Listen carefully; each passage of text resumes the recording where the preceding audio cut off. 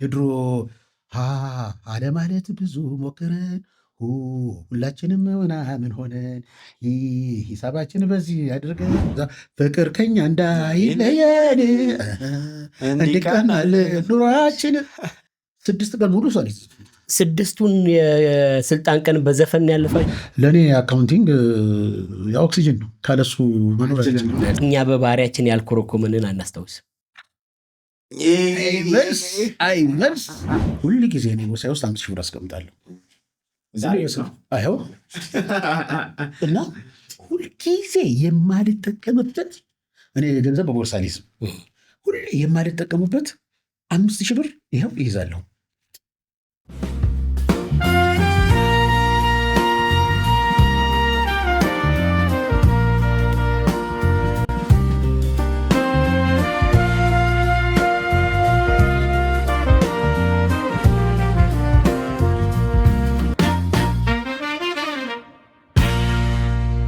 በእናንተ ዘመን ሌላ በጣም የብዙዎቻችሁ ትዝታ ነው ብዬ ማስበው እድገት በህብረት እንዴት ነበረ?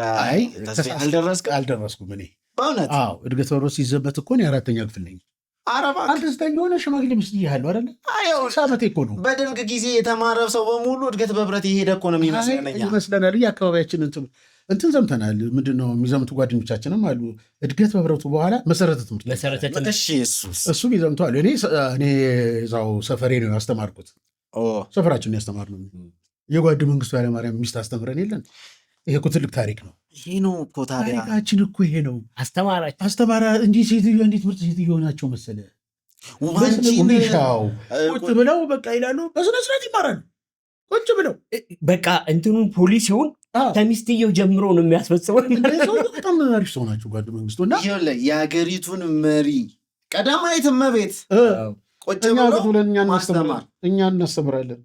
ሀሁ አይደለም በነው ብሎ የሚጀምረው ከበ እንደተጀመረ አላውቅም። ምናልባት ሀ የተለመደ ስለሆነ ገለበጡት መሰለኝ። በቡቢባ ቤ ብሎ ብ የለም ቦ በቡቢባ ቤ ቦ ለምን ብ እንደማይኖር አላውቅም። ለሉሊላ ሌሎ ዘፈን ሙሉ አለው። የድሮ አለማለት ብዙ ሞክረን ሁላችንም ምናምን ሆነን ሂሳባችን በዚህ አድርገን ሆ ሲል ሆ ብለን ወጣን ምናምን።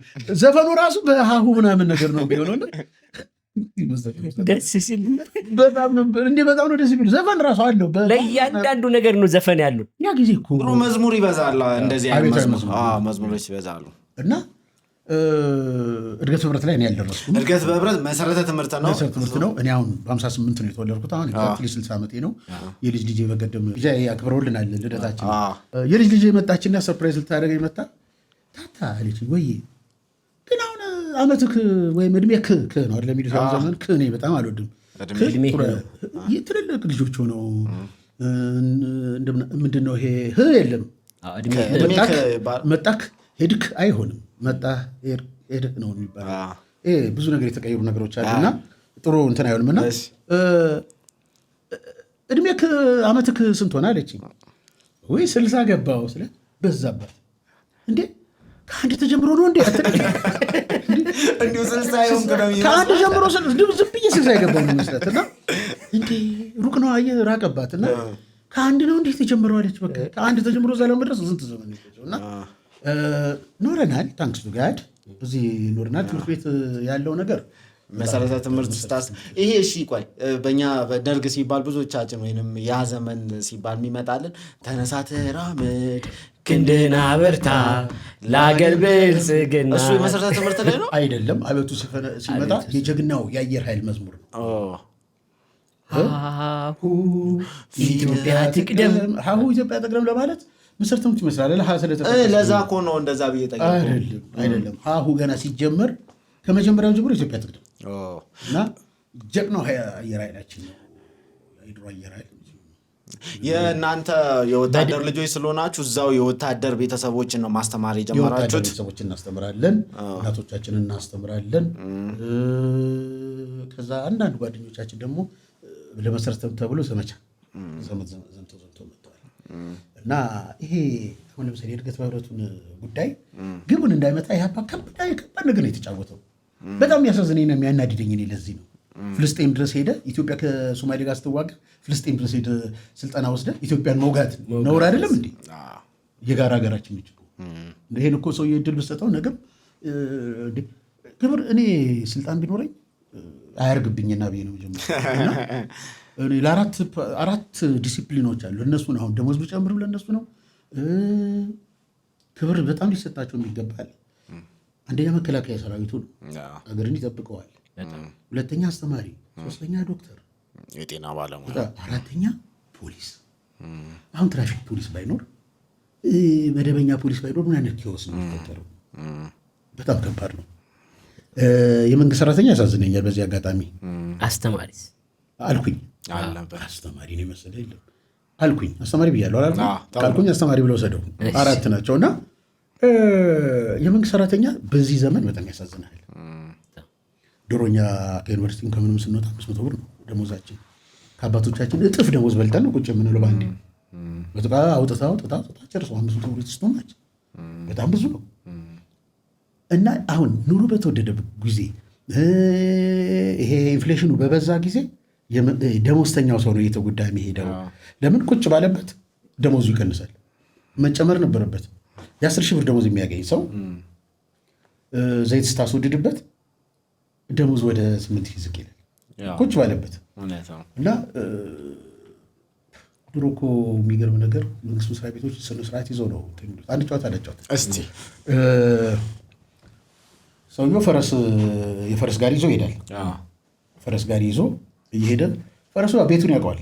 ስለዚህ ሰውየው ኮፍያውን ፊቱ ላይ አድርጎ ተኝቷል። ከኋላ ጋር ሲሄድ ቂጭል አንገቱ ላይ ደውላለሁ እና ይሰማዋል። ፈረሱ እንቅስቃሴ ላይ መሆኑን የምታውቀው ቂጭል ሲል ነው፣ በደውሉ ነው የምታውቀው። እና አንድ ተማርኩ የሚል ሰውዬ መጣና ሰውየውን እኔ የምልህ ፈረሱ ሌላ ቦታ ሲሄድ አታውቅም? ቤቱን ያውቀዋል ፈረሱ። የኔ ፈረስ ቤቱን ያውቀዋል። እሺ ዝም ብሎ ቢቆም ምሳሌ ሲቆምም አውቀዋለሁ። አንደኛ አይንቀሳቀስም፣ እንቅልፍ ሊወስደኝ፣ ሁለተኛ ቂጭል የሚለው ይነግረኛል። ያ ሰውዬ በጣም ጥያቄ ላብዛልና ቆይ ግን በቃ የሰው ጸባይ ነው የጠየቀው፣ የፈረስ ጸባይ አይደለም። ፈረሱ ሰው ሆኖ የሄደ ለመምሰል አንገቱ እንዲህ ቢያደርግብስ አለ። ይሄ ሰው ነው ቂጭል ቢያደርግ የሄደብህ ይመስላል። ይህን የፈረስ በደሞዝ የሚሰራ የመንግስት ሰራተኛ አይደለም። አሁን አገልግሎት ሰጮች አይተን ዳንቴል ይሰራሉ፣ ደሞዛቸውን ይጠብቃሉ። ምንም ቁጭ ብሎ ይጠብቁሃል፣ ከዛ ደሞዛቸውን ይወስዳሉ። የኔ ፈረስ በደሞዝ የሚሰራ የመንግስት የከባድ ነገር ነው። ከባድ ነው። ጥሩ እሺ እንትን ብሎኛልና እንግዲህ እንደዛ ታስተምሩ ነበር። ወጣትነታችሁ እንደዛ ነበር። ቆንጆ ነው። እሺ ወጣት ሆናችሁ እንዴት ነበረ የመዝናናት ወጥቶ የሙዚቃ ፊልም ቲያትር በእናንተ ጊዜ ነበሩ? ዩኒቨርሲቲም ብለኸኛልና ዩኒቨርሲቲ የት ነው የተማርከው? የፖለቲካ ተሳትፎ ወል እንግዲህ አፋፋችሁን እያልኩት ከሚሄድ እሺ እንግዲህ ምንድን ነው የሚሆነው? የኛ መዝናኛ መጽሐፍ ነው። አረ እኛ በጣም ከባድ አንባቢዎች ነበር። እኛ ያላነበብነው የመጽሐፍ አይነት የለም። እኛ ያላነበብነው ታሪክ የለም። እውነት ለመናገር ሂስትሪ ትምህርት አለ። አሁን ያው ሂስትሪ ከካሪኩለም ውስጥ ይውጣ ተብሎ ነው። በጣም የሚያሳዝነው ታሪክ እኮ ምን ይላሉ? በእኛ ጊዜ ትምህርት ቤት ስንማር የሂስትሪ ተማሪዎችን እናበሽቃለን። ሂስትሪ ኢዝ ነቲንግ ኢት ኢዝ ኤ ዲስቲልድ ሩመር ነው የምንለው። የጠለለ ወሬ ማለት ነው። ምን ወሬ አይደለም፣ ታሪክ እኮ ነው። የኋላው ከሌለ የለም ይፍጠር የሚለው ወንድማችን እውነት ነው። እና ሂስትሪ ትልቅ ትምህርት ነው። ወደፊት እንትን እንደምታደርግ ነውና መዝናኛችን መጽሐፍ ማንበብ ነው። ትንሽ ከፍ ስንልና ስራ ምናምን ስንጀምር መዝናኛችን ድራፍት ቤት ነው። እሑድ ፊልም ቤት ነው። ፊልም ቤቱ ደግሞ ከብር ከ50 ሀብታም ከሆንክ 4 ብር ነው። የድራፍት መጠጡ ያው በድሉ ህንፃ የሚባል ብርጭቆ አለ። በድሉ ህንፃ ነው ወቀር በድሉ ህንፃ በጣም እኮ የሚያሳዝን ነው። እኛ እኮ የለንም እኮ ባካችሁ። እንዴት ኮሜርስ ወረድ ብለህ አዋሽ ባንክ ትልቁ አዋሽ ባንክ ያለችው አሁን ዱዋርፎ ነች ህንፃዋ። እንዲህ ክፍልፍል ያለች ነገር እንደሱ አንስ ብርጭቆ የለም። ለዚያ ነው በድሉ ህንፃ የተባለው። መጠጫው የበድሉ ህንፃ ነው የምንላት። ህንፃው ነው እሱ ህንፃው ነው የምትመስለው። ህንፃው ነው እቺ ድራፍት መጠጫዋ ማለት ዲዛይኗ እንደዛ ነች። እና ብዙ እንደዚህ ትውልድ የሰፋ መዝናኛ የለም። ዴይ ፓርቲ የሚባል ነገር ትዝ ይለኛል። በእናንተ ጊዜ ዴይ ፓርቲ ነበረ? ትልቅ ቴፕ ተሸክመ መንገድ ላይ እየሄድክ ከዛ በኋላ ታደርጋለህ። ዲጄው የካሴት ማዕት እዚህ ጋር ይቆለላል። ይሄ እንዲህ አድርገህ የምትከተው እንጂ ሲዲ የለም። ሲዲማ እንዴት ይሆናል? ታደርጋለህ። ከዛ ትንሽዬ ወክማን ይዝና ይሄ ነገር ሞቀኝ ባወልቀው ስቴን ጎትት፣ አንተም ያው ይሄንን ጎትት፣ ግን ትሬ እንዳትበጥሱብኝ። ተባብረን ነው። ቦርጬ አያሰጋችሁም? ዘንድሮ ልጆች ደስ ሲል እኮ እንዲህ መቅለል እያለ መቅለል የሚለው ጥሩ አይደለም። ነፃ መሆን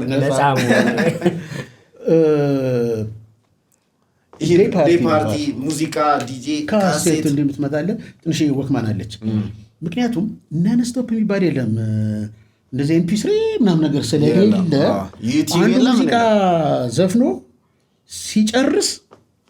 አንዱ ሙዚቃ ዘፍኖ ሲጨርስ ሌላውን ለማድረግ እንደሱ እንዳይሆን ምን ይደረጋል? ወክማን ትመጣለች።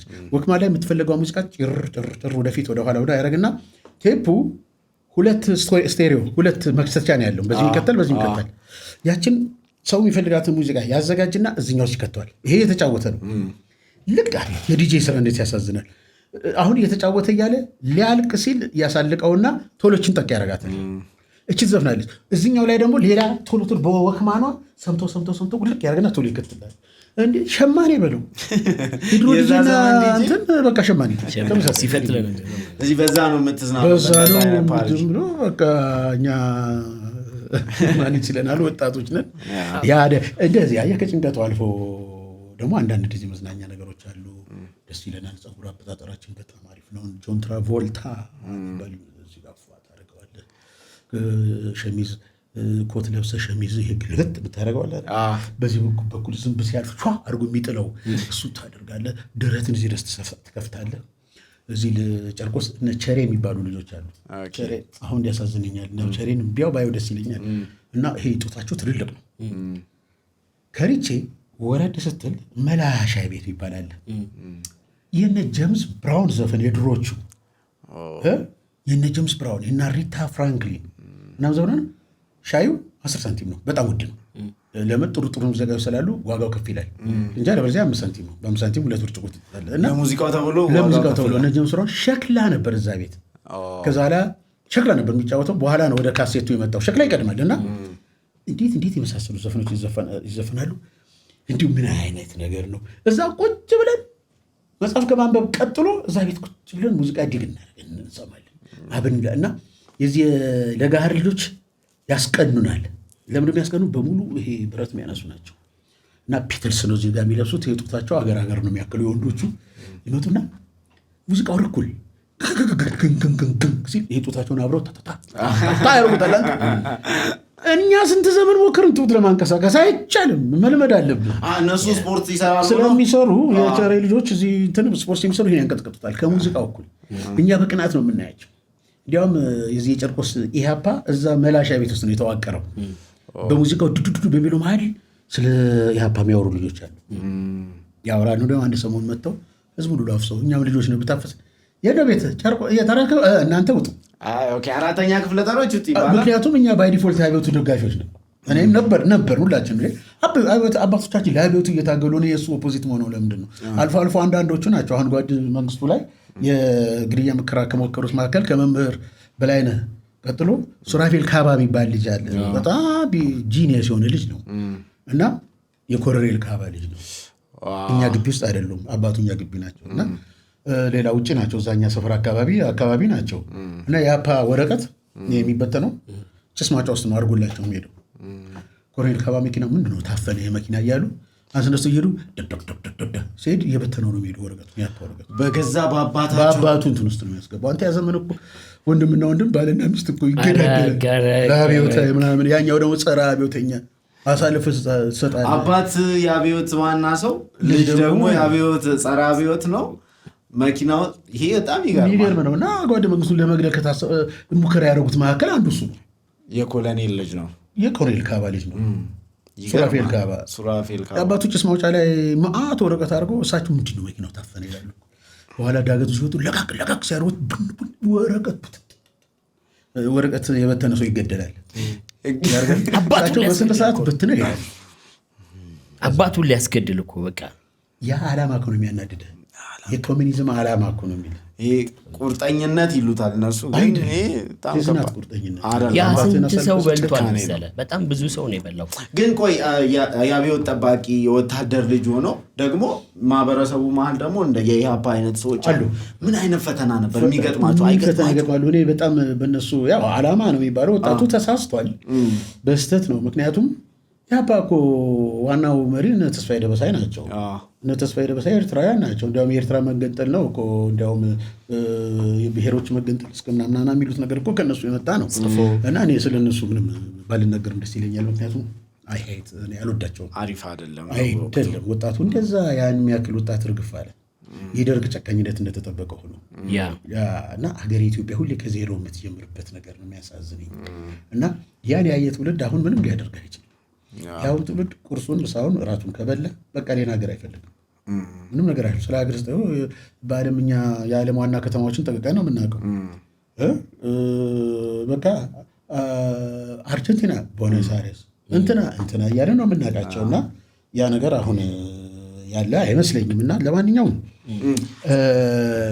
ስድስት መንግስት ያየ ሰው ስለሆነ ነው እንደዚህ ምናገር ስድስት አየን እንዴ? ቆይ እስቲ አንተ ስድስት አይተሃል እኮ። እስቲ አየን ተብለን እኛ እንዳንካተት ጃንሆይን አይቻለሁ በሚገባ፣ ደርግን አይቻለሁ። ወያኔ ሊመጣ ሲል በመካከል አለች 6 ቀን አለች። እሷ ለቁጥራት ነው በጣም እንዴ። ጀነራል ተስፋዬ ገብረ ኪዳን እኮ በጣም መወዳቸው ሰው ናቸው። አስብ፣ ለኢትዮጵያ የሰሩ ስራ በጣም ምርጥ ስራ ነው የሰሩት። ያቺ እንዴ እስራኤል እኮ በ6 ቀን ጦርነት ነው ጎላን ተራራን የያዘችው። የ6 ቀን ጦርነት ይባላል። ያቺ 6 ቀን ስልጣን ህዝቡ እርስ በርሱ ተናስቶ እንዳይተላለቅ መሳሪያም ያለ መሳሪያን አስቀምጥ። ከዛ የኢትዮጵያ ሬዲዮና ቴሌቪዥን የሰላም ዘፈን ሰላም ባለምትለዋ ዘፈን በጣም ተደጋግሞ የተሰማችው ጓድ መንግስቱ ከሀገር በሙሉ እሱ በደንብ ሰማ ነው። ከዛ ፍቅር ከኛ እንዳይለየን እንዲቀናል ኑሯችን 6 ቀን ሙሉ ሰው 6ቱን የስልጣን ቀን በዘፈን ያለፋችሁ የሰላም። ከዛ ራሳችሁን እንትና ኢትዮጵያ ህዝብ ጨዋ ነው እንጂ ሪዮት ኃይለኛ ሪዮት ነበር የሚነሳው። ከዛ ወያኔ ሲመጣ በቃ አልጋ ባልጋ ደረጉላቸው።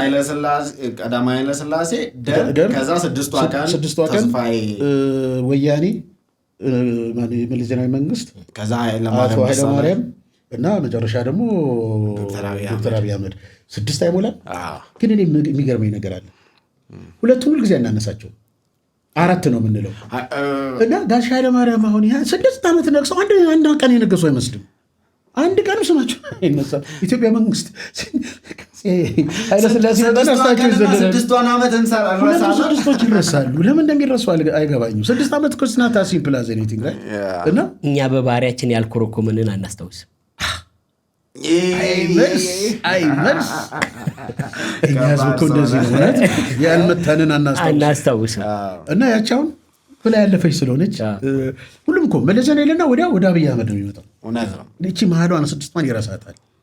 ግን ያወሳቸው ሽጦ ግን ቅድም ስታነሳ የካራማራ ጦርነትን በደንብ አድርገህ ነው እንግዲህ ያነሳኸውና እኔ አንዳንድ ጊዜ ኢትዮጵያ ባለውለቶቿን ትረሳለች ብዬ ማስበች ነው።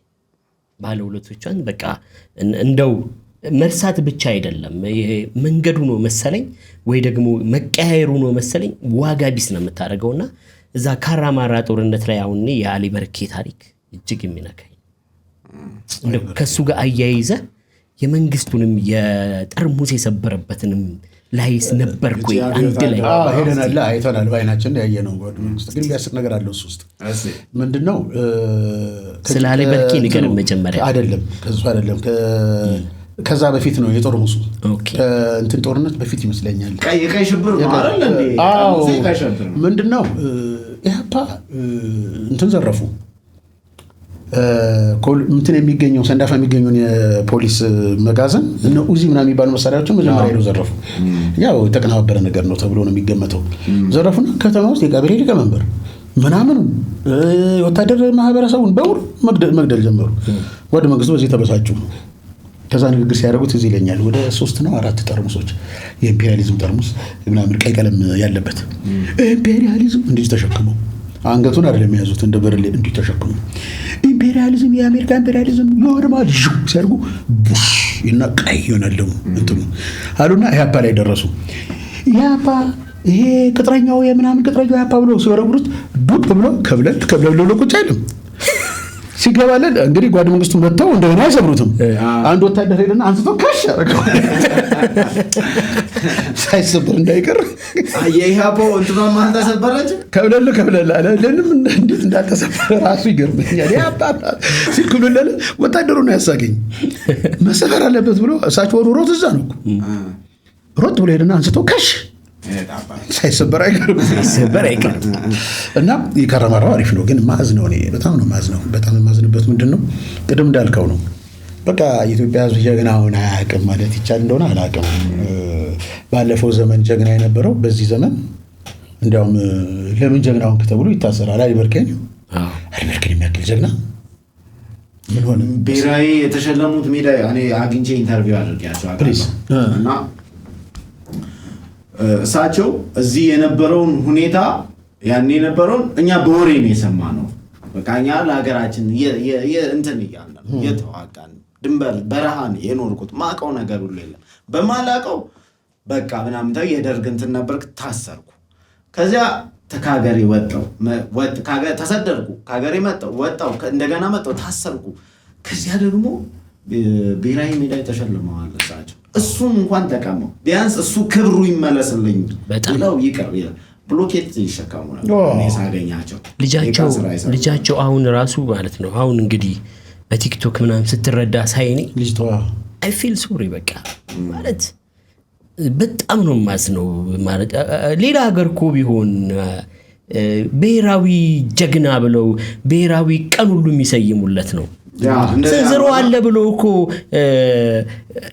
የውሸት ታሪክ ፈጥሮ እኮ ትውልዱን የሚያንጽ እኮ ሀገር አለ። ይህ እንደዚህ ተኛበት እንደዚህ የሄደበት እንደዚህ የቆመበት ብለው ታሪክ እንግዲህ የሌለ ታሪክ የሚፈጥሩ ሀገራት ባሉበት እኛ ግን የታሪክ ሀብታም ሆነን እንደዚህ ያሉ ጀግኖቻችን ጥሩ ነገር ነው እኮ አሊበርኬ። እኔ ከምናገረው በላይ ነው የተናገርከው። እና ብዙ ጀግኖች አሉን በጣም አሁን ያልተጻፈላቸው ያልተዘመረላቸው የሚባሉ አሉ። በሂርሴይ ምሰባውን አሁን ጀነራል ተመስገን ገመቹ የ102ኛው አየር ወለድ አራፊ ማናቸው እንትን ናቸው አዛዥ ናቸው። የእሳቸው ታሪክ ብቻውን ትልቅ መጽሐፍ ይወጣል። ትልቅ መጽሐፍ የዛን ያህል ደግሞ ከሃዲዎች አሉ። የሀገራቸውን አሳልፎ ምጽዋን አሳልፎ ያሰጡ ሰዎች አሉ። ታሪክ ልጆቻቸው ምን አይነት ኑሮ አሁን እንደሚኖረው እኛ አናውቅም። ሞራል እንትን ብሎ እኛ አንገታችንን ከዳመናው በላይ ከፍ አድርገን እኮ የምንሄደው አባቶቻችን ታሪክ ስለሰሩ ነው። ታሪክ ስትሰራ ይብዛ ጥሩ ላይኖር ይችላል፣ ጥሩ ሊኖር ይችላል። ሁለቱም ግን ራሱን የቻለ ታሪክ ነው። ያንን አጥፍተህ ይሄን የምታደርግበት ነገር የለምና ያኔ የናሊበርኬ ጓድ መንግስቱ እዛው ዘመቻው ላይ ሁሉ ነበሩ። ገብቶ ያዋጋል። እሱ ራሱ ወታደር አይደለ? ገብቶ አዋግተው ነው። ይሄ ነው እና የኢትዮጵያ ይሄንን የመሰለ የካራማራን ድል የሚያጣጥል ትውልድ አለ። ምንም አይመስላቸው። በዛ ዘመን ኢትዮጵያን የወጉ ሰዎች አሉ። ኢትዮጵያን ከጠላት ጋር አብረው ከጀርባ ሲወጉ ነበር።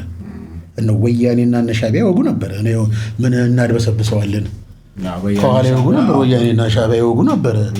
እኔ የምልህ የትኛው ሀገር ላይ ሆነው ነው ህዝብን የሚያስተዳድሩት? ከዛ በኋላ ሀገሪቷን እንትን ካላልኩ በስተቀር የኢትዮጵያ ፖለቲካ ውስጥ እንደዚህ አይነት ቀሽም ሁነቶች በርካታ ናቸው። ልክ አሁን እንደ ካራማራ እንደ አድዋ ድል ሌሎችም እንደ ጀግናው አሊበርኬ እንደምናነሳው ሁሉ እንደዚህ አይነት ቀሽም ሁነቶችም በጣም ብዙ ናቸው። ስቲልም የቀጠለ ይመስለኛል በአንድም በሌላም መንገድ እና ግን ትርክቶቻችን መስተካከል አለባቸው። አብሮ ለመኖር መልካም ነገሮችን ለመፍጠር እንደ አሊበርኬ ያሉ ጀግኖች ሌሎችም ብዙ አሉ ሊያስማሙን የሚችሉ ቢነገር በትክክል ቢነገር ከሁን ከሆኑ ነገሮች ጋር ሳትደባልቅ ብትነግራቸው ሊያስማሙን የሚችሉ ደግሞ በርካታ ጀግኖችም በርካታ ደግሞ ቆንጆ የታሪክ እውነቶችም አሉና እነዚያን በደጋግመን ማንሳት ያለብን ይመስለኛል ብቻ ነው። ለዚህ እኮ ነው አሁን መንግስት ይሄ የኛ አሁን የሆኑ መንግስት እኮ የነበሩት ትርክቶች ይሻሻሉ የሚለው እኮ ለዚህ ነው። መስተካከል አለባቸው። ወደ እውነተኛ ታሪኩ ወደ እውነተኛ ቦታ ላይ መምጣት ነው ያለበት። ብዙ ጊዜ እኛ ኢትዮጵያን ታሪክ እኮ ስታየው የአንድ ግሩፕ ታሪክ ብቻ ነው። የአንድ ግሩፕ ታሪክ ነው። ኢትዮጵያ ደግሞ የብዙ ሀገር ነች እና ስለዚህ አንድ ግሩፕ ብቻ ሊሆን አይችልም። አንተ እነዚህ 6 መንግስታት አይተሃል። እግዚአብሔር ይመስገን። ጤናማው ሽግግር የትኛው ነው?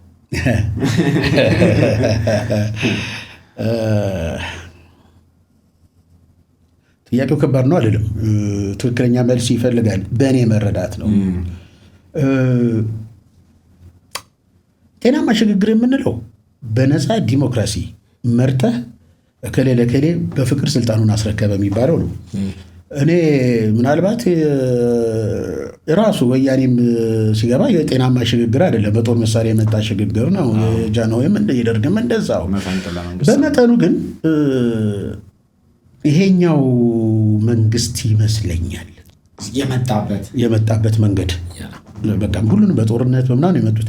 ይሄኛው ግን ትንሽም የውስጥ እንትን ቢኖረው ጤናማ ነው። ትንሽ በተወሰነ መልኩ በቃ ይመረጡ ተባለ፣ ሰው ከነዛ ውስጥ አንዱ ይምጣ ተባለ፣ መጣ፣ በዛው ቀጠለ። ይሄ ትንሽ ጤናማ ነው። እውነትን ነጋገር ከተባለ ግን ገና ብዙ ይቀረዋል። ብዙ ይቀራል። እሺ፣ በሽግግሮቹ ወቅት የተደረጉ የተለያዩ ሽግግሮች አሉ። ጤናማም ቢሆኑም ያልሆኑም አብዛኞቹ ጤናማ አይደሉም ሽግግሮቹ። ከመንግስት ወደ መንግስት የተሸጋገርንበት ይሄ ባይሆን ይህ ደግሞ የሆነው ቆንጆ ነው የምትለው ነገር ሳለ አለ። እኔ የቢሆን ዓለም ይባላል አይደለ? ቢሆን የምለው በቃ ለምሳሌ እንዲህ ቢሆን ኖሮ የምትለው አለ። ድሮ ጃንሆይ ልዑል አልጋ ወራሽ በነበሩበት ጊዜ ሀሮማያ ተብሏል። አሁን አለማያ ወንዝ ነበረው፣ ድሮ ውሃ ነው፣ ትልቅ ውሃ ነበር እና እዛ ሊዝናኑ በጀልባ ሲሄዱ ጀልባው ሰመጠ። ቆዳዳ ነበረበት ይሁን አላውቅም፣ ሰመጠባቸው። ሲሰምጥ ጃንሆይ ሊሞቱ ደረሱ። አልጋ ወራሽ ታፈረ፣ አልጋ ወራሽ ሞቱ። ሰው ያው በጀልባው ሲሄዱ ክብ ሰርተው ያያቸዋል። ሞቱ ተባለና ከዚህም ከዛም እንትኖች ዋናተኞች ገብተው ማዕቱ ውሃ ከወሰዱ በኋላ ጃንሆይ በነሱ ወጡ። ከሳኮቹ እያሰብኩኝ ያኔ ጃንሆይ ሞተው ቢሆን ኖሮ ኢትዮጵያ ምን አይነት መልክ ይኖራት ነበረ? ኢቭን አሁን ይሄ ሁሉ ታሪክ ይቀር ነበረ፣ አናውቅም። ሌላ አይነት መልክ ነው የምናወራው፣ ወሬ ሁሉ ይቀየራል። እስካሁን እንጂ ያደረግናቸው የድሮ ታሪኮች ምናምን ሁሉ አይኖሩም። ከዛ ጓድ መንግስቱ ጋር ስትመጣ ያኔ ጓድ መንግስቱ በሁለት አጋጣሚ የአፓ ወስዳ ብትገላቸው ወይ ደግሞ እዛው የአፓ ቤተ መንግስቱ ሲሉ ዘሎ ታንክ ውስጥ የገባ የተባለው ተገሎ ቢሆን ኖሮ ወይም ደግሞ መፈንቅለ መንግስቱ የግንቦት 8 መፈንቅለ መንግስት ተሳክቶ ቢሆን ኖሮ አሁንም ምናየው ወሬ ሌላ ሽፍት ያደርጋል። በጣም ነው ሽፍት ሊያደርግ የሚችለው። ወደ አቶ መለስ ዜናዊ ውስጥ መጣ። ከሱዳን ወደ ኢትዮጵያ ሲመጡ ምንድነው ስንት ምናምን የሆነች አውሮፕላን ትንሽ አውሮፕላን ይዘው ሲሉ አንዱ ሞተሩ በአየር ላይ ጠፋ። አቶ መለስ ሲናገር ነው የሰማሁት። እሱ ነው አንዱ ሞተሩ በአየር ላይ ጠፋ ተባለ። አንዱ ሞተሩ ጠፍቶ መብረር አቅቷት ተጋይታ ተቃጥላ ቢሆን ኖሮ አሁንም የኢትዮጵያ ታሪክ ሌላ ነበር የሚሆነው። እንምጣ አሁን ደግሞ አቶ አብይ ላይ ተወረወረ የተባለው ቦምብ የሰኔው ቦምብ ሄዶ አንድ ነገር አድርጎ ቢሆን ኖሮ ስቲል አሁንም ሌላ ታሪክ ነበር እና ኦልሬዲ የተወሰኑ ፕሬዲስት እንዲሆኑ ነገሮች ናቸው የሚባል። እነዚህ ሁሉ የየራሳቸው ታሪክ ሂደት ስላላቸው በዛ መሰረት እንትን ይሆናል። ግን ሁሌ እንዳስጎመጀኝ የሚኖር ይሄ ቢሆን ኖሮ የምንለው መጀመሪያ ላይ ጃንሆይ ስልጣናቸውን ሰጥተው ቢሆን ኖሮ ያኔ አስረክበው። ምክንያቱም ደርግ አልጋ ወራሽን እኮ ከሳቸው ጎን አድርጎ ነበር። ወይ ደግሞ የታህሳስ ግርግር ጊዜ በ1953 ምን መንግስቱ ነው ግርግር ጊዜ በፈንቅለ መንግስቱ ተሳክቶ ቢሆን ኖሮ እና አልጋ ወራሽ ጃንሆይ ልጅ ስልጣን ይዞ ቢሆን ኖሮ እዛ ጋር ቢሆን ኖሮ ከዛ በኋላ የመጡ ታሪኮች በሙሉ አይኖሩም። እንደዛ ቢሆን ቆንጆ ይሆን ነበር። አይኖርም፣ ያሉ ስልጣን ቢያስረክቡ አይኖርም። ይሄ የምናወራው ታሪክ ሁሉ ኑሯችን ሁሉ ይሄ የምናወራው ነገር አሁን ሌላ ወሬ ነው የምናወራው፣ ወይ አንገናኝ ይሆናል። ይሄ እንደዚህ ቢሆን ኖሮ ብለህ የምታስበው ነው። በመሆኑ ደግሞ ጸጥ የሚያደርጉ በሽግግሮቹ ወቅት ይሄ ሲሆን ይሄኛው በጣም ያስከፋኛል የምትለው እኔ የደርግ አምባገነንነት በጣም መነሻው እሱ ነው። እሺ እንለፈው አምባገነንነቱ። የትግራይ ወንድሞቻችን ሲመጡ እነሱም ወደ ትክክለኛው ዲሞክራሲ ቢያመጡን እድል ነበራቸው። ከሁሉ በላይ ግን እጅግ የሚያስቆጨኝ ይሄኛው ነው። ያናደኛል። ለምንድን ነው የሚያናደኝ? አንደኛ በቃ ማህበረሰቡ የነቃበት ዘመን ነው ያቺ ኢትዮጵያ። አሁን ከዛ ህገ መንግስቱ ማሻሻያ ተደርጎበት ቢቀጥል በጣም ደስ ይለኝ ነበር። በጣም ይሆናል ብለን ግን ተስፋ ነበር። ከዚህ በኋላ አይ ሊሆንም ይችል ይሆናል አናቅም። እንግዲህ ምን እንደሚመጣ ነገር አላቅም። ግን ሁሉም ብሔረተኛ በቃ እንትን ውስጥ ገባ። ወደ ሂሳብ ስራው አሁን ወዳለበት ልንመጣ ነው። ተስፋዬ በጣም ብዙ ወደኋላ መለስ ነው አይደል? ስልሳዎቹ ላይ ብዙ ቆየን። ስልሳዎቹ ላይ ቆየን። እንዴ አሁን አሁን የሚኖር ህይወት እንጫወት። ተስፋዬ አሁን አይኖርም ወይ ነው እንዴ? አለው እኮ አሁን አለው። ይኸውልህ አሁን እየኖርክ ነው። በቀደም የጻፍኩት ነገር እኮ ነው። የምርጫ ካርድ አውጥታችኋል የሚል ሰው እየመጣ እና አንኳኳና ስንከፍለት የአቶ ተስፋ ቤት ነው አለኝ። አዎ አቶ ተስፋ ቤት። አቶ ተስፋ ያሉ የሉም እንዴ? እርሶ ማኑት? አቶ ተስፋዬ እንዴ? ቅድም ለምን የሉም አላሉኝም? እና ይሄም ኑሮ ሆኖ አለው ልበል? እንዴት ነው አለው ልበል? የልቤን ካላደረኩ እኔ ሁለት ክንፎችን አለን እንግዲህ እንዲህ እያለን መሄድ የሚገባንን በስነ ስርዓት ክንፎቻችን ካላራገብን አንድ ክንፍ ተቆርጦ እንዴት ብለህ ነው የምትሄደው? በጣም እና ይሄ ነው እኔ ነፃነቴን ስለምወድ ነው እጅግ በጣም። የፓርቲ ፖለቲካ አይመቸኝም። አሁን የሆነ ፓርቲ አባል አልሆንም፣ ሆኜም አላውቅም። እኔ አልፈልግም። ለምን የፓርቲ አባል ስትሆን በፓርቲ ፖለቲካ ትያዛለህ። ፓርቲ ዲሲፕሊን ይሉታል። ያጥሩልህና ከዚህ ዙሪያ ውጭ እንዳትወጣ ነው መስመር ይሏል። መስመር እና እኔ ደግሞ አይመቸኝም። እንደ ልቤ ተንፍሽ እንደ ልቤ ብዬ መኖር ነው የምፈልገው። እንደዚህ አይነት ነገር እንደ ስለማልወድ ነው። እና ለማንኛውም አሁን ተስፍሽ ባይዜ አካውንታንት የሂሳብ ባለሙያ ከዚያ አካውንታንት መሆኑን ብቻ እንዳትይ የኢትዮጵያ አካውንታንቶች ማህበር ኦዲተሮች ማህበር ቦርድ ዋና ጸሐፊ ነው ያው ቦርድ አባል ቀላል አይደለም። እና ሂሳብና ብትፈነክቱኝ ቁጥር ነው የሚወጣው። ያ 6 4 5 2 ዱብ ሂሳብ ግን ለአንተ ምንድን ነው ተስፋዬ? ሂሳብ በጣም ደስ ይለኛል። ሂሳብ በጣም እንትን አንድ ጊዜ ተስፋዬ ኃይለማርያም የሂሳብ አዋቂ የሚል ማስታወቂያ አለ እና ጨርቁስ ቢሮ ሰውየው አዩና አዋቂ የሚለው ለብቻ እንደዚህ ግልብጥ ብላለች ማስታወቂያ። እንዲህ አዩና ዞር ሲሉ አዋቂ የሚላዩ ሮቶ መጡና ጠንቋይ መስያቸው እኮ ዘመናዊ ጠንቋይ እንዴ አዋቂ አይደለም የሚባለው? አይ ይሄ ጠንቋይ ቤት አይደለም፣ የሂሳብ ነው። አዋቂ ማለት የሂሳብ አዋቂ ነው። ለማንኛውም የሂሳብ ጠንቋይ ነኝ።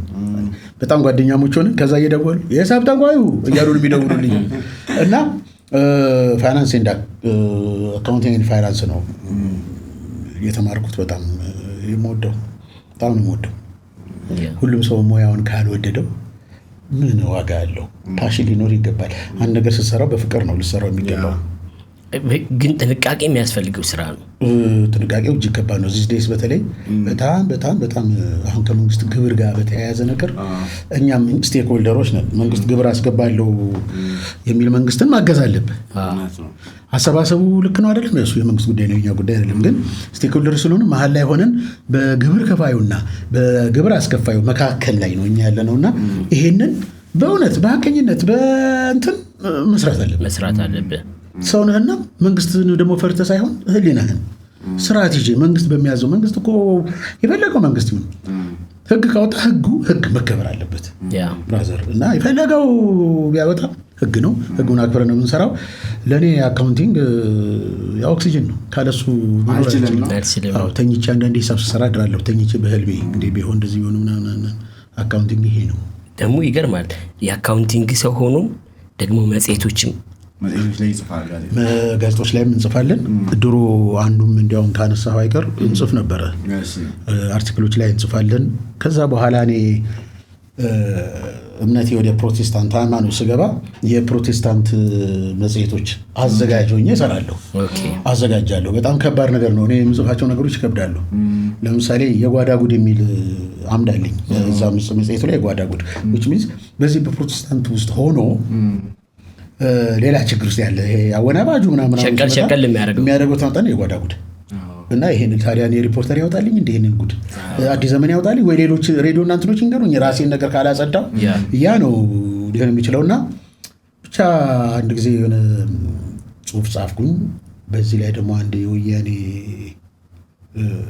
እንትን አለ አለቃ ነበረን እና በዚህ የተነሳ ይበሳጫል። የማይሆን ነገሮች ከተቱንና ና ተብዬ በፖለቲካውም ተያዝኩልና ማዕከላዊ ነው የገባሁት። ከዛ ከመግባቴ በፊት ምንድነው በአምቢስ ጀርባ የሚገኝ አንድ እስር ቤት አለ።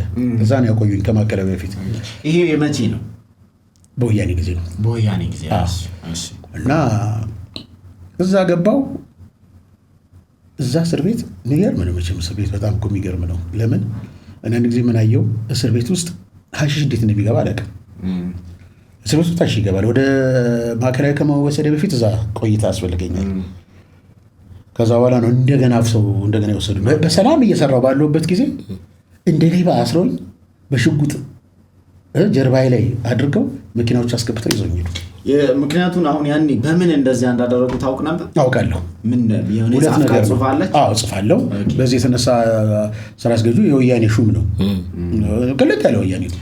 የሃይማኖት መጽሔቱ ላይ አይደለም፣ የፖለቲካ መጽሔቱ ላይ መጽሐፍ ላይ ነው። ምን መጽሔት ላይ? ጋዜጣ ላይ ነው። ምን ጋዜጣ? ቤዛ ጋዜጣ ላይ ስፔሻሊ ያሳሰረች ጽሁፍ እሷን አልናገርም። ለምንድነው ማልናገረው? የብዙ ሰዎችን ነገር ይነካል፣ ሃይማኖታዊ ነገር ይነካል።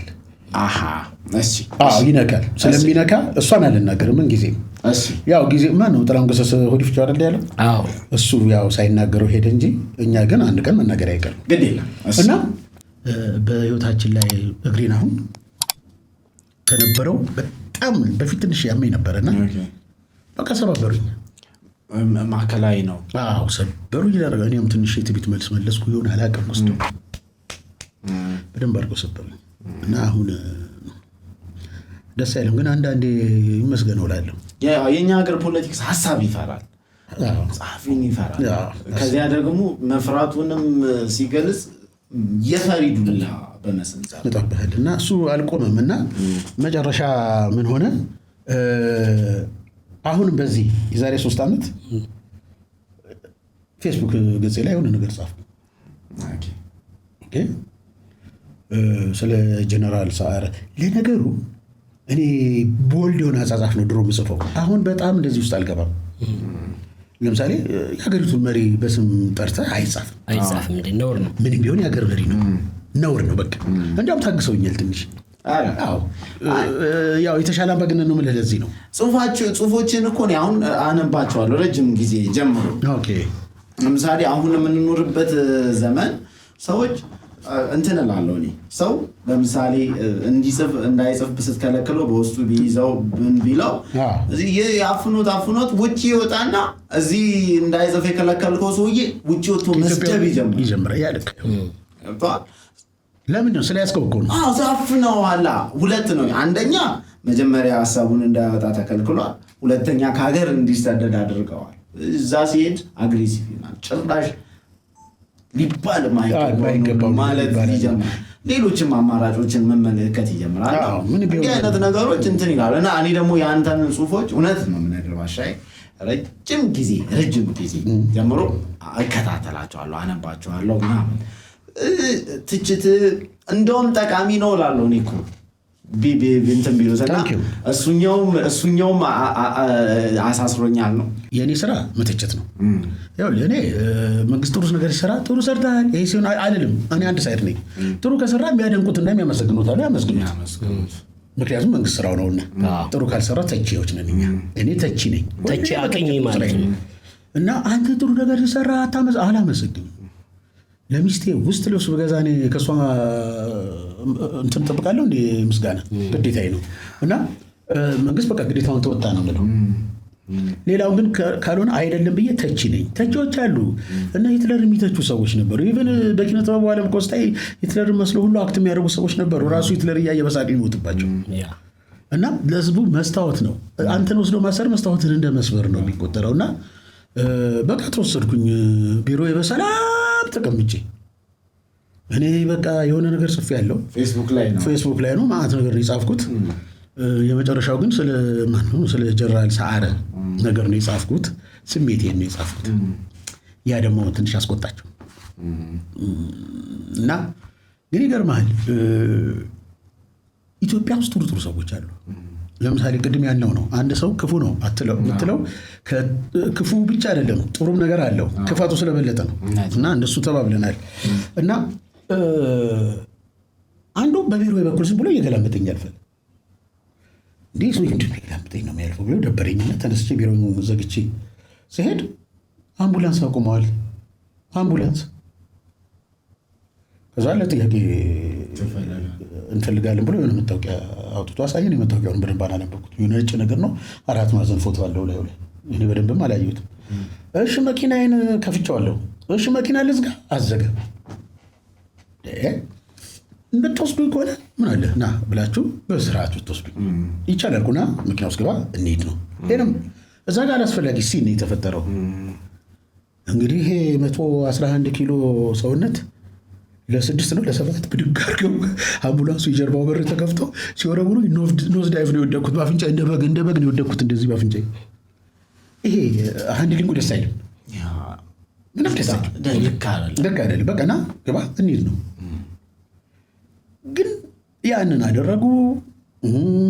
ከነዛ ሰዎች መካከል ደግሞ አንድ ሁለቱ እንዴት መልካም ሰዎች ናቸው መሰለህ፣ በጣም መልካም ሰዎች ናቸው ያሉት። ሌላው ደግሞ እንዲህ ካላደረገ ስራውን የማይሰራ የሚመስለው ነው።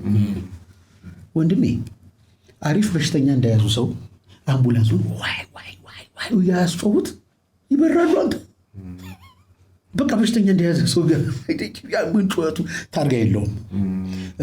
ዙሪያው መስታወቱ ቲንተድ ነው እና መሀል ላይ ደስ አለኝ። አንዱ ይቅርታ የስራችን አንዱ አካል ነው፣ ስለዚህ አይንህን እንሸፍነዋለን አለ። እሺ ደስ ይላል። እንዲያስፈቅደው ሲያደርግ አይን የተሸፈነ መንገዱ ወንድም አያልቅም።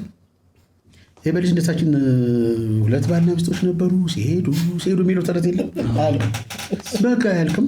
መኪና በቃ ሹፌሩ በስነ ስርዓት አይነዳውም። መኪናውን ላይ ያደረሰ መሬት ያፈርጠናል። ኧረ ቀስ በሉ እንጂ አልኩ። ለሀገር አስቤ እኔ ምን እንደምሆን ሳላቅ ለሀገር ሀብት አስብልሃለሁ እዚህ ቁጭ ብዬ። ስፔር ፓርቱ ምናምን ከባድ ነው፣ እዛ ያደርጋል። እሱ ደግሞ ሌላ $1 ነው የምታወጣው። በቃ እንትን ውስጥ ሲገባ ጉድጓድ ነገር ሲገባ አብርዶ ምናምን ብሎ ቢሄድ ምን አለ ድምፁን ማጥፍቶ ዋይ የሚለውን ማጥፍቶ በስርዓት በሚኒሞ ብንሄድ ምን ችግር አለው? ከዛ በኋላ ባላንሴን መጠበቅ ስለማልችል ጥሩዎች ናቸው አልኩ። አንዳንዶቹ አምጣው አለና እጄን ያዘኝ፣ አንዱ ደግሞ እግሬን ያዘኛል። ቁጭ ብለዋል። እንዲህ ቁጭ በኋላ ቁጭ አልኩኝ ብዬ የአንዱ ሰው እግር ያዝኩኝ፣ የዚህኛውን እጅ ያዝኩኝና መሄድ ነው በቃ። አይናችን ጨፍን አያልቅ መንገዱ እና ከአዲስ አበባ ውጭ ነው፣ ወደ ኦሮሚያ ክልል ምናምን ነው። እልም ያለ ጫካ ነገር ይመስላል። በቃ እዛ ገባሁልህ። ምን እያሰብክ ነበር? አይን ተሸፍኗል። ለምጄዋለሁ፣ እንዴት አፍኖ የሚሄዱ ለምጄዋለሁ። ያው ገቢር 1 ገቢር 2 ይባላል በቲያትር ላይ አይደል? ይሄ ገቢር 3 ነው ብዬ ነው ያሰብኩት። ለምን ሶስተኛ ነው። ግን በቃ ምንድነው በቃ በምጽፈው ነገር ነው። ምንድነው ብሎ ገባው። ምን አለ ቤት ውስጥ ከገባው በኋላ ደግሞ አይኔን ቢፈቱልኝ ምን አለ። 4 ማዕዘን ቆርቆሮ ነው እና አይኔን እንዳትፈታልኝ ኦኬ ያልኩኝ። እሱ ሲወጣ አይኔን ፈታሁት። 4 ማዕዘን ቆርቆሮ ነው፣ ከላይ ወንፊት ነገር ነው። በቃ ምንም አያስትልም። በጣም የሚያሳዝን ነው። እና አካባቢውን አየው። ልክ ሰውዬው ሲመጣ እንደገና ሸፈንኩት። በቃ አሁን ፈታው አለኝ፣ ፈታሁት። በጣም አሪፍ ሰው ነው ያገኘሁት፣ እዛ አካባቢ ኢንተርቴን የሚያደርግ ሰውዬ። ግን አክብረውኛል። እውነት በጣም ነው ያከበሩኝ። በእውነት በጣም ነው ያከበሩኝ። በጣም ራሱ ሲፈቱኝ ሁሉ አክብረው ተከባብረን ደስ ሲል እና ግን ሾክ ኦፍ ዲስአፖይንትመንቱ ደስ አይልም። ሲይዙ መጀመሪያ የተፈጠረው ሲል የጨርቁ ዝዝ ሆነ። እንዲያውም አንዱ የኔ ምንድን ነው እዚህ ዞር በል አለና ሽጉጥ ነገር አውጥቶ እንዳላቃጥል ምናምን ሲለው በቃ የሆነ ፊልም ነው ይመስል እንደዚህ ሰው እያየ ነው ኡታ ደግሞ ፎቅ ላይ ገደሉት ምናምን ተስፋዬን ይዘውት ሄዱ። ወዲያው ፌስቡክ ላይ ተለቀቀ። ሴቷ ልጅ ደግሞ ያው አሪፍ ናት የኔ ልጅ እና ወዲያው እያለቀሰች አባቴን ያልታወቁ ሰዎች ይዘውብኝ ሄዱ ምናምን ብላ እንትን ላይ በሚሊዮን የሚቆጠር ሰው ነው ያየው። በቲክቶክ ላይ ያቀረበችው ያው ደስ ሲል ግን ሰው የሚኖረው ፍቅርና እንትን በጣም ነው ደስ የሚለው። በጣም ሰው እኮ ሞቶ የት አባቱ እንኳን ሞተ የሚባል አለ እኮ እንኳን ሞተ የምትለው ሰው አለ። እና በቃ ሄድኩኝ። ንብረቴ በሙሉ ከኪሴ ውስጥ ምናምን ሰዓቴን ወሰዱብኝ። ቦርሳዬ ውስጥ ሁል ጊዜ እኔ ቦርሳዬ ውስጥ 5,000 ብር አስቀምጣለሁ። እና ሁልጊዜ የማልጠቀምበት እኔ ገንዘብ በቦርሳ አልይዝም። ሁሌ የማልጠቀምበት 5,000 ብር ይኸው ይይዛለሁ። ሁሌ አሁን የምትቆጥረው 5,000 ብር እና ይሄ ለማንኛውም 3 ዓመቱ ነው። ይሄ ብር አሁን እጄ ላይ 3 ዓመቱ ነው። ለምን አሁንም እንደ ልማዴ ብያዝ እና እችን 5,000 ብር ከፍዬ ቁርስ ምሳ እራቴን በላሁ። ያ እነሱ ምግብ አያቀርቡልህም፣ ጊዜያዊ እስር ቤት ስለሆነ ምግብ የለም። ኧረ ምግብ ስላቸው እሺ አሉ። አዩና 5,000 በቃ እኛ ጋር ይኸው ቆጥረናል 5,000 ብር አለ። እሺ አመሰግናለሁ። ከዛ ምን ይምጣልህ ሲባል ጥብስ፣ ከጥብስ ውጭ አትበላም። እሺ ከዛ ብር ላይ ያነሳሉ። ጠዋት ለምሳ 4 ሰዓት ያዘዝኩት 8 ሰዓት ይመጣል። የት ሀገር ሄዱ እንደሚመጡ አላውቅም። ሲመጣ ጥብሱ በመጥረቢያ የተከተፈ ነው ይመስል፣ በእንትን ሳይሆን በቢላ ሳይሆን በመጥረቢያ የተከተፈ ነው ይመስል። እሱ ይመጣል። እንዴት ብለህ ትበላለህ? እሱ በፌስታል ይመጣል። እሱ አንዱ ቀምሳለሁ። አንተ ሰውዬ ለምን አንዱ ይመጣል? አብሬ ይመጣና ምንድን ነው በላሁን ጻፍ አለኝ። ምን ከጥፋተኛ ነው የምትለው ነገር ካለ ጻፍ። አይ ችግር የለም ህገ መንግስታዊ መብቴን ተጠቀምኩኝ። ፍሪደም ኦፍ ስፒች ኦር ኤክስፕሬሽን መብትህ ነው። ፍሪደም ኦፍ ስፒች ተጠቅሜያለሁ። ምናልባት ኦቨር ተጠቅሜው እንደሆነ አላውቅም። መድኃኒት ኦቨርዶዝ ሊሆን ይችላልና ኦቨር ተጠቅሜው እንደሆነ አላውቅም። እንዲህ ተጠቅሜያለሁ። ይሄ ችግር የሚሆን ከሆነ ሌላ ምን እላለሁ? ከይቅርታ ውጭ ምንም አይደለም አልኩኝ። ሁለተኛው ቀን ምናምን አይኔን ጨፍኖ እንደገና ሌላ ክፍል ወሰዱኝ። ሌላ ክፍል ስገባ ይፈታ ተባለ። ሲፈታ ሰዎቹን አየኋቸው። ሰዎቹ ኮፍያና እንትን ምንድን ነው ይሄ ማስክ የእንትን ማስክ እሷን አድርገዋል። በሙሉ ኮፍያ አድርገው አታውቃቸውም። እና ለምንድን ነው እንደምታደርገው ምናምን በልኛ አሁን እንለቅሃለን። እንግዲህ ምን አደርገዋለሁ እንግዲህ ምናምን አልኩኝ እና በዛሬ በቃ ግን እንትን አደረጉኝ፣ ቀረጹኝ። ይቅርታ ጠይቃለሁ፣ ከሌንም ይቅርታ ይጣለሁ። ከአገሪቱ መሪ ጀምሮ የኢትዮጵያን ሕዝብ ይቅርታ ይጠይቃል። የኢትዮጵያን ሕዝብ አልበደልኩም። ይቅርታ አስጠየቁ። ጠየቁኝ። ከይቅርታ መቼስ ምን አለ ልውጣት እንጂ ምንም ልበላ አንዱማ አሁንም ቁጭ በልና ጻፍ ተባልኩ። ይቅርታህን ምናምን ይሄንን የሚገለብጥ ነገር። አንዱ ደግሞ አይ ተው እንጂ እንዴት ይጽፋል አሁን እሱ አልተረጋጋም ምናምን አሉኝ። በቃ ነገ ግን እንጽፍ ተባልኩ። እሺ አልኩኝ። በስንት ቀን ለቀቁ? በሁለት ቀን። በሁለተኛው ቀን በኋላ ላይ ግን እና ግን የሁለት ቀኑ እኔ 2 ዓመት ብታሰር ይሻለኛል። እዛ 2 ቀን ከምቆይ። አሰቃቂ ነበር። አሰቃቂ ነው። ብቻህን ቤቱ ጭር ያለ ነው። በመስኮት ነገር ትንሽ የተቀደደች መስኮት አለ። የተቀደደች ቆርቆሮ አይደለ ሳይ አፋኞቼ ኳስ ይጫወታሉ። አንተ ጭራሽ በጣም ስለሞቀኝ እንትኔን አውልቁልኝ ብያቸው ነበረ። አንድ ከውጭ ያመጣሁት ትልቅ የዝናብ ብርድ ነበር፣ ዝናብ ነበር የዛን ጊዜና ትልቅ ካፖርት ምስል ጃኬት አለ። እሱን አውልቁልኝ ሞቀኝ አልኳቸው። አወለቁና ያው ራሴን ስለምበቃ ደንግጬ ሳላውርደው እነሱም ሳይሰጡኝ ወረድኩ።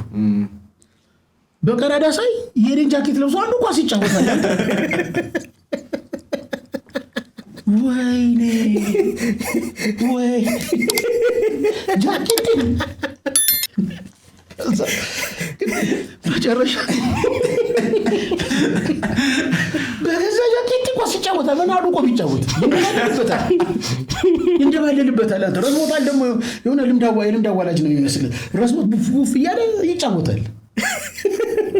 ወይኔ ጃኬቴ ይላል። ወደዛ ሲል ይጠፋብኛል። ቀዳዳዋ እዚህ ናቸው። ተመልሶ ሲመጣ ጃኬቴን አያታል። ወይኔ ጃኬቴን እላለሁ እና መጨረሻ ደግሞ መስመር አስምረውልኛል። ልጅ ነጭ መስመር አስምረው ከዚህ መስመር እንዳታልፍ፣ ቤት ውስጥ እኮ ነው አያዩኝም፣ ግን እንዳታልፍ ተብሎ መስመር ተስመ እንዴ ብዬ መስመሯንም አልፋለሁ ይበሌሉበት እንኳን ብዬ በቃ ግን በጣም የደነገጥኩት መቼም ይሄን ሳውራ ይደብረኛል ትንሽና ያው ድንገት ምናልባት እሱ ያሰሩኝ ክፍል ወይ አልጋ ይኑሮ አላውቅም። ድሮ ቤቱን ያንዳንዱ ስራ ስትፈታ ሜትሩን ትቆጥራለህ። ጣራው ስንት ሸንተረር እንዳለው ቀዳዳው ስንት እንደሆነ ሁሉ ቆጥራለሁ። የለኝም ማስራ ሳይ እዛ ጥግ ላይ ያልተከፈተች ድክም ያለች ኮንዶም አገኘሁ። ወይኔ አልኩ በስተርጅና ማይ ጉድነስ ግሬሽስ እና አንተ በጣም ደነገጥኩኝ። ጭራሽ ደግሞ ሌላ ሾክ ኦፍ ዲስአፖይንትመንት ልንገርህ። በዛ የኔን ጃኬት ለብሶ እንዲህ የሚወዛወዘው ሰውዬ በዛ ደግሞ ያልፍና ረመዳንትና ብሎ ይጮሃል። እዛ ወይ ሲለው የባለስልጣናትን ስም በማጥፋት ያላደረጉትን አድርጉ ማለት ስንት ዓመት ያስቀጣል ሲለው 500 ምናምን አንቀጽ ይለዋል። ያላቀውም አንቀጽ ስንት ዓመት ሆኖ ነው? 15 ዓመት። ወይ ቶርች እያደረጉ ነው 15 ዓመት ሾክ ምንድን ነው ነገር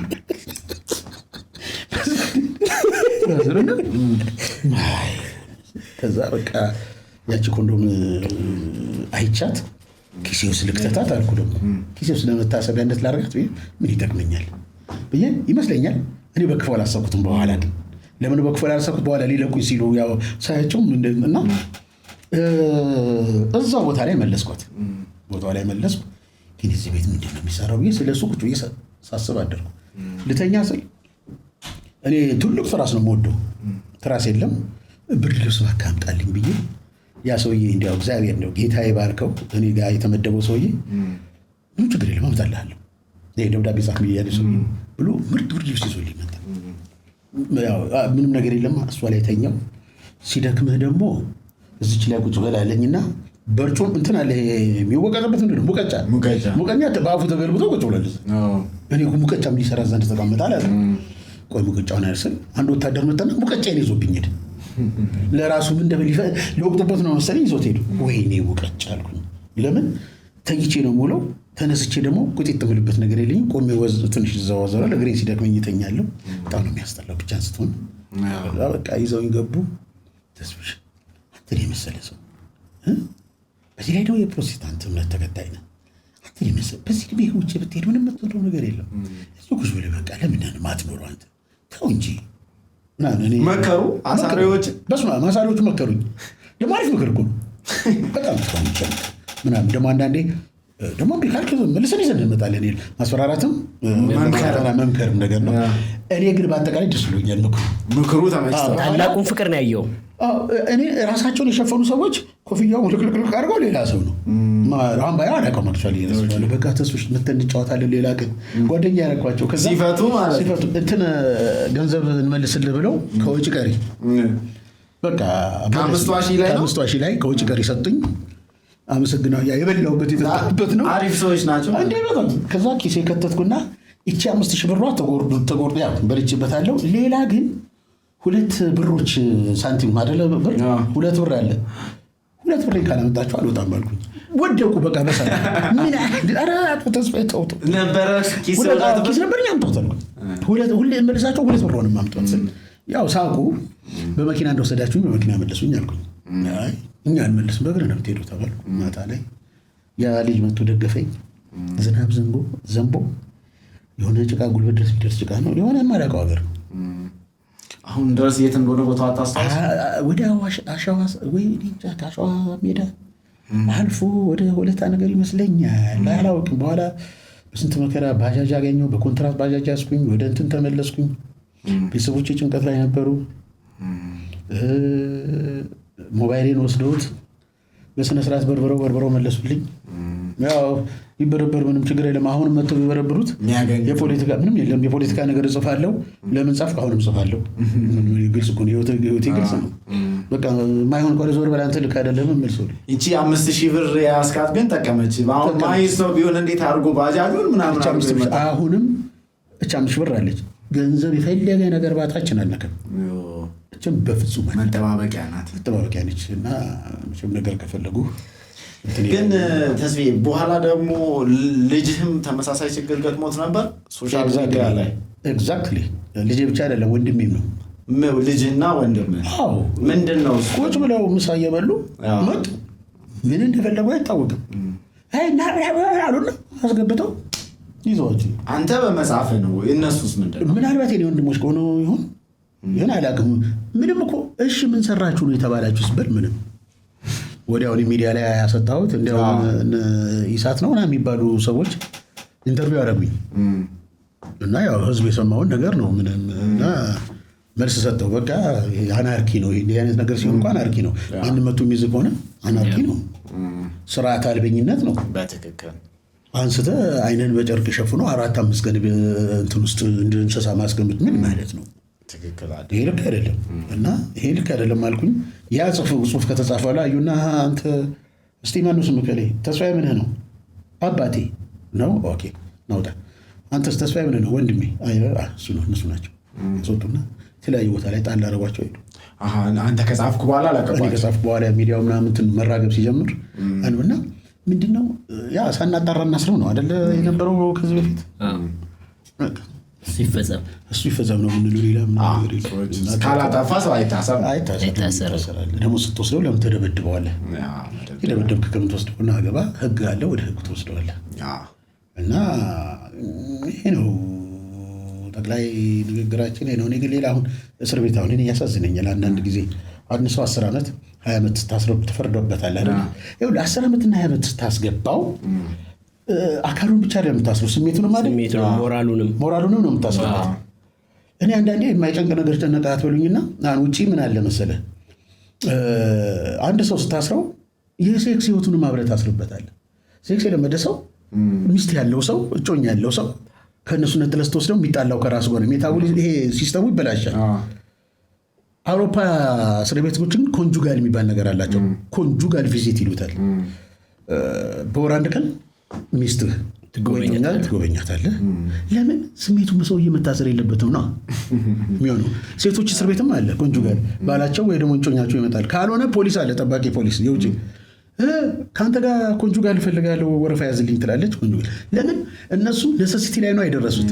ፉድ ሼልተር ክሎዚንግ ምናምን ካለፉ በኋላ ይሄ የስሜት ነገሮችን መግለጽ ለሰው ልጅ ህይወት ነው በሚል ነው። ያሳዝነኛል። እኔ አንዳንዴ እዚህ ሀገር 10 ዓመት ብታስረው ሰውዬ ሌላ ሰው ሆኖ ነው የሚወጣው በባህሪውም በምኑም። እና አንድ ጊዜ አንዱ ምን አደረገ? እቃ ሰረቀ። ከዛ ጠበቃ ታውቃለህ፣ ሰማዩን ምድር ነው ምድሩን ሰማይ ነው ምናምን ብሎ ብቻ አሳምኖ አንተን ከስር ነፃ ማውጣት ነው ስራውና ጠበቃው ግድ የለም ነፃ አወጣለሁ በቃ እንከራከራለን ምናምን አለውና ሰውየው ዳኛው ኮረጉና 5 ዓመት እቃ ስለሰረቀ 5 ዓመት ታስሬያለሁ አሉት። ሲፈርዱበት ጠበቃው እንደ ክቡር ዳኛ ይሄ ደንበኛዬ የታሰረው በሰረቀው እቃ ነው። እቃውን ደግሞ የሰረቀው ቀኝ እጁ ነው። ቀኝ እጁ በሰረቀው ሌላው አካሉ በሙሉ እስር ቤት መግባት አለበት ወይ? ለምንድን ነው መጋዘን? ዳኛው ሳቁና አይ እናንተ ጠበቆች ብቻ የማታመጡት ታውቃችሁ ደንበኛችሁ እንደማስደሰት የማታረጉት ነገር ነው። አሁን ምን ይጠቅማል እንዲህ ብትለው ደንበኛ ደስ እንዲለው ነው። ምንም ችግር የለም እንዲያው ላሻሽለው አሉ። ቀኝ እጁ ለብቻ 5 ዓመት ፈርጄበታለሁ አስቀምጠው ትሄድ እንደሆነ አያለው አሉ ሲሉ ሻር ፈገገና ልብሱን አወለቀና አርቲፊሻል እጁን አስቀምጠና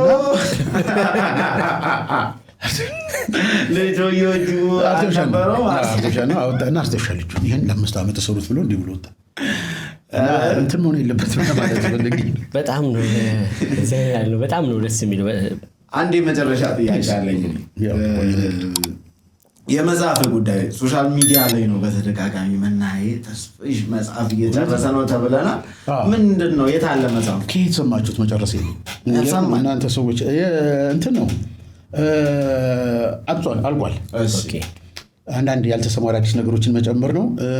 ወሰን ሰገድ ገብረ ኪዳን የኔ ሂሮ ነው። ወሲ በጣም ወደው ሂሮ ነው። ሀገሩን የሚወድ ሰው የነፃው ፕረስ ጀግና ነው።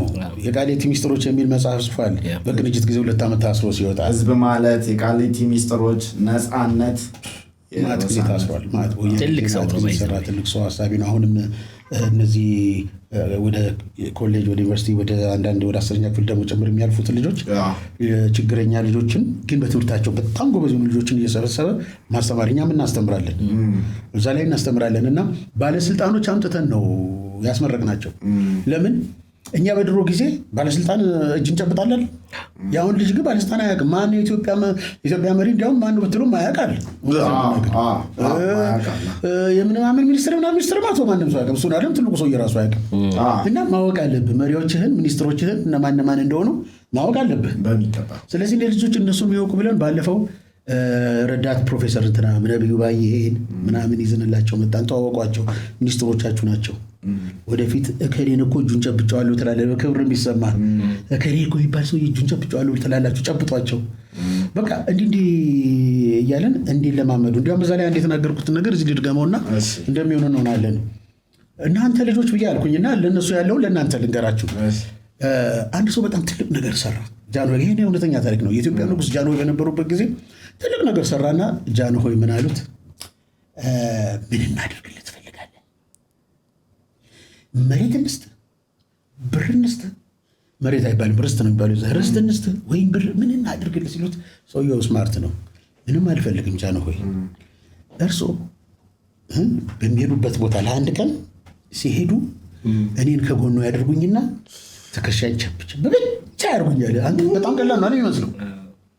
በቃ አሉት። ይሄማ ምን ቀላል እናደርግልሃለን አሉት። ወንድሜ ሰረገላ ላይ ሆደው ሲሄዱ እንዲህ አብሯቸው ያሉት ማነው ሰውዬ ንጉሥ ቁጭ አድርጎ እንደሚያደርገው የንጉሥ ጓደኛ ሲወርዱ አንድ ሁለት ቸብቸብ አደረጉት። ሄዱ እሳቸው። ከዛ በኋላ ሰውዬው ታላቅ ሰው ሆኖ ቀረ። የንጉሥ ጓደኛ ተባለ። የንጉሥ ወዳጅ የትልቁ ንጉሥ ወዳጅ አብረው የሚጫወት በሀብት ምናምን ሆነ። ቤት ሁሉ የአማላጅ መዓት ምናምን ቤቱ ቢል ጌትስ ላይ ያደረገው ነገር ነው። አንዱ የሚባል ነገር አለ።